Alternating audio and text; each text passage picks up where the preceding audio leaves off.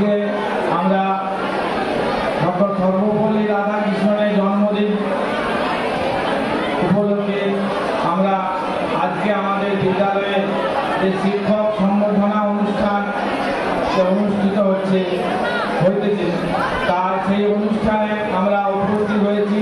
এই উপস্থিতিতে আমার এই অনুষ্ঠানে আমার বিদ্যালয়ে শ্রদ্ধেয় সভাপতি মুকুলবাবু এবং এবং ম্যানেজিং কমিটির সদস্য সৌম্যবাবু এনাদেরকে আমার সশ্রদ্ধ সম্মান জানাই এবং আমার উপস্থিত শ্রদ্ধেয় যাদের উদ্দেশ্যে আজকে সম্বোধনা তাদের উদ্দেশ্যে অর্থাৎ আমার সহকারী শিক্ষক শিক্ষিকা শিক্ষাকর্মী এবং সমস্ত বিভাগের শিক্ষক শিক্ষিকা যা আছেন উপস্থিত আছেন তাদেরকে আমার যথাযোগ্য স্থানে সম্মান জানিয়ে এবং আমার সম্মুখে আমার সবচেয়ে প্রিয় এবং স্নেহের ছাত্র ছাত্রীরা তাদেরকে আমার অভিনন্দন এবং শুভেচ্ছা জানিয়ে আমি দু একটি কথা বলছি।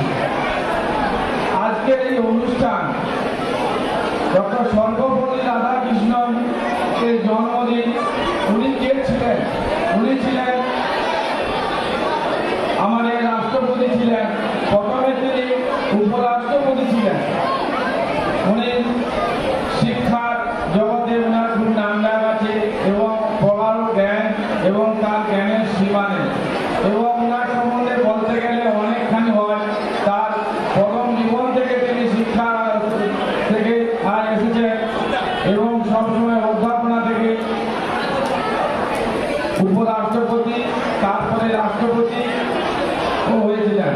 সবাই তাকে বলেছিলেন তার জন্মদিন পালন করার জন্য তিনি এই প্রস্তাব দিয়েছিলেন এই তার জন্মদিনে শিক্ষক শিক্ষিকাদের সম্বর্ধনা দেওয়ার জন্য।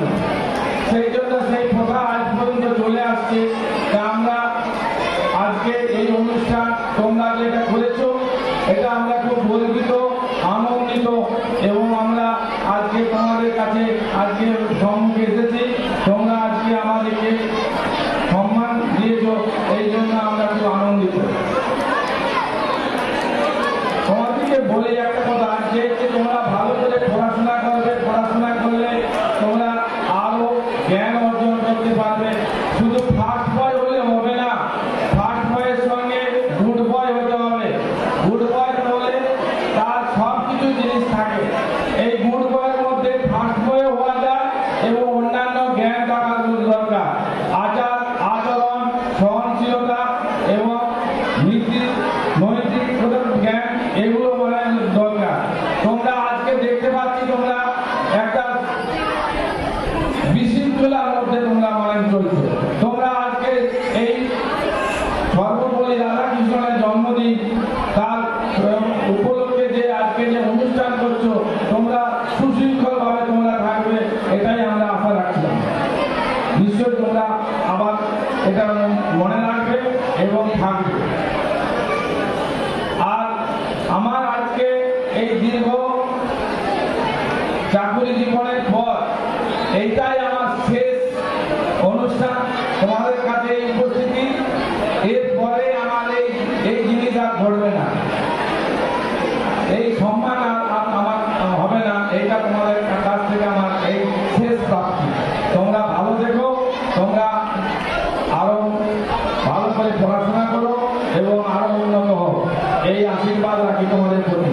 আর আমার শিক্ষক শিক্ষিকাদের প্রতি আমার আবেদন, আমরা যে পড়াশোনা ভাবে করাচ্ছেন আরো ভালোভাবে করাবেন যাতে আরো সমাজ আরো সুশৃঙ্খল ভাবে হয়।